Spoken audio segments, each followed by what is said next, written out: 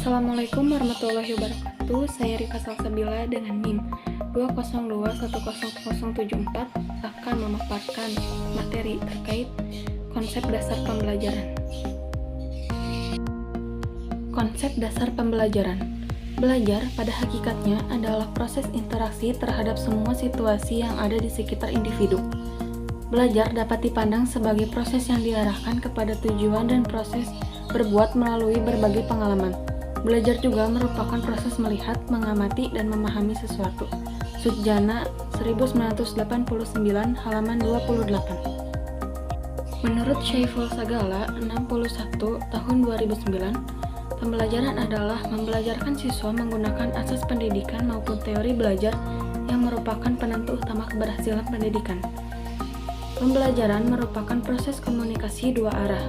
Mengajar dilakukan pihak guru sebagai pendidik, sedangkan belajar oleh peserta didik. Adapun perubahan paradigma pembelajaran.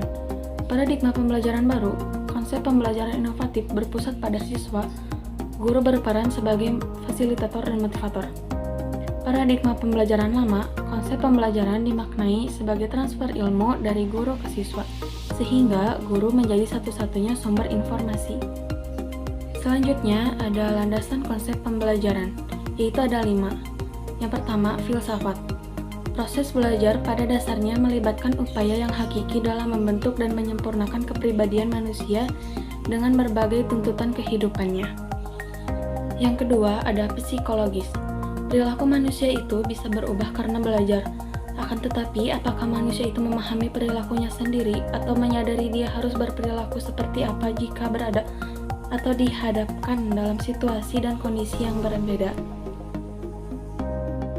Yang ketiga ada sosiologis. Manusia adalah makhluk sosial dan individu. Maka melalui belajar individu bisa mempelajari lawan bersosialisasi, teman hidup bersama, atau akhirnya melalui belajar manusia mampu membangun masyarakat sampai negara dan bangsa. Yang keempat, komunikasi. Dalam prakteknya, proses pembelajaran atau pembelajaran akan menghasilkan kondisi di mana individu, dalam hal ini siswa dan guru, siswa dan siswa, atau interaksi yang kompleks, sekalipun akan pasti ditemukan dalam proses komunikasi. Yang kelima, ada teknologi. Pembelajaran erat kaitannya dengan menggunakan teknologi pendidikan. Pembelajaran yang komprehensif harus memperhatikan perbedaan intern siswa, di mana siswa ada yang tipe auditif, visual, dan kinestetik. Selanjutnya ada proses pembelajaran. Yang pertama, persiapan. Tahap persiapan berkaitan dengan mempersiapkan peserta didik untuk belajar. Tanpa itu, pembelajaran akan lambat dan bahkan dapat berhenti. Yang kedua, penyampaian. Tahap penyampaian dalam siklus pembelajaran dimaksudkan untuk mempertemukan peserta belajar dengan materi belajar yang mengawali proses pembelajaran secara positif dan menarik. Tahap penyampaian dalam belajar bukan hanya sesuatu yang dilakukan fasilitator, melainkan sesuatu yang secara efektif melibatkan peserta belajar untuk menciptakan pengetahuan di setiap langkahnya. Yang ketiga ada latihan. Tahap latihan ini dalam siklus pembelajaran berpengaruh terhadap 70% atau bahkan lebih pengalaman belajar keseluruhan. Dalam tahap ini, pembelajar yang sebenarnya belajar secara berlangsung. Bagaimana apa yang dipikirkannya dan dikaitkan serta dilakukan pembelajaran yang menciptakan pembelajaran dan bukan apa yang dipikirkan, dikatakan serta dilakukan oleh peserta didik. Kemudian penampilan hasil. Tujuan tahap penampilan hasil adalah untuk memastikan bahwa pelajaran tetap melekat dan berhasil diterapkan, serta membantu pembelajar untuk memperluas pengetahuan atau keterampilan baru mereka, sehingga hasil pekerjaan akan melekat dan penampilan hasil akan terus meningkatkan, seperti penerapan di dunia maya, penciptaan dan pelaksanaan rencana aksi, dan efektivitas penguatan penerapan. Proses pembelajaran yang telah direncanakan dengan baik akan mencapai tujuan yang telah ditetapkan Selain proses pembelajaran sudah ditata dengan baik, juga harus selalu meminta feedback dan melakukan kajian untuk membenahi proses pembelajaran. Selanjutnya, kemudian dari hasil belajar menurut Bloom, tahun 1956 mengemukakan 3 ranah hasil belajar, yaitu kognitif, efektif, dan psikomotorik.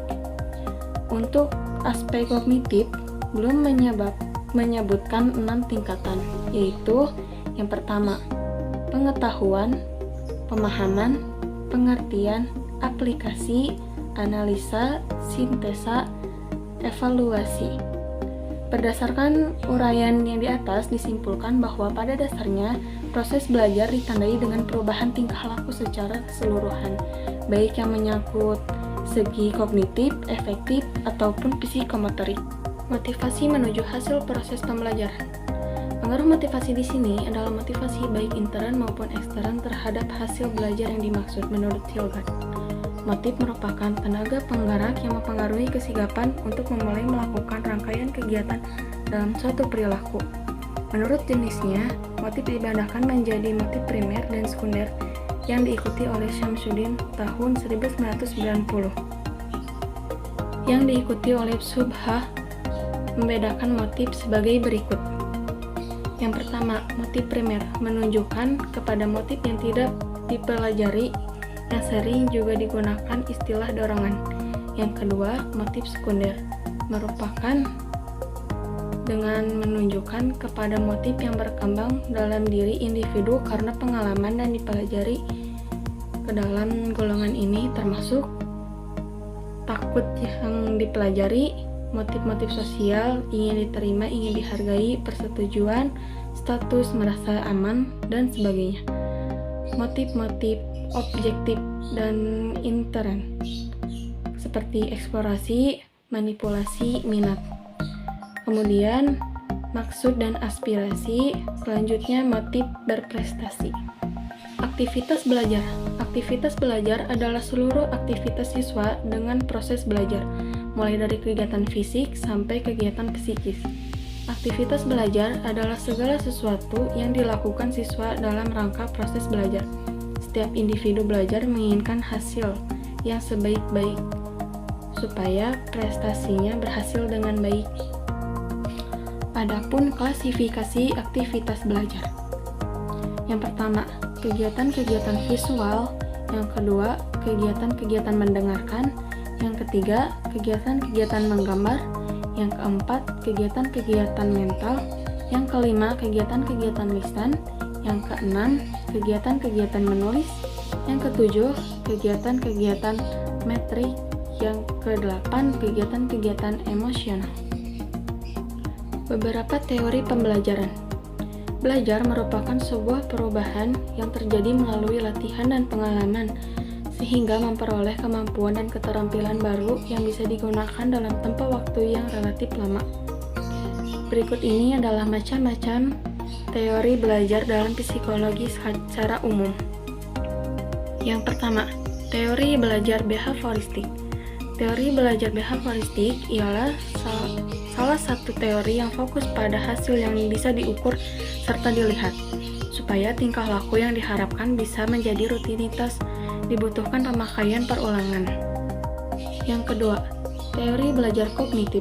Menurut para ahli, proses belajar akan berjalan secara baik jika materi pembelajaran yang diberikan dengan berkaitan serta menyesuaikan dengan susunan kognitif yang sudah dipunyai oleh siswa. Yang ketiga, teori belajar humanistik. Arah proses dari belajar ialah untuk memanusiakan manusia tersebut. Proses belajar akan dipandang sukses saat pelajar sudah bisa mengerti lingkungannya dan dirinya, serta berupaya untuk sampai manifestasi diri dengan lebih baik. Kemudian yang keempat, teori belajar konstruktivistik. Dalam teori ini, benar-benar diakui jika siswa dapat cari sendiri permasalahannya, membuat pengetahuannya sendiri lewat kekuatannya berpikir serta rintangan yang ditemui oleh beberapa siswa. Teori ini disimpulkan jadi usaha untuk membuat formasi hidup yang berbudaya kekinian. Sekian pemaparan dari saya. Mohon maaf apabila ada kekurangan atau salah kata. Wassalamualaikum warahmatullahi wabarakatuh.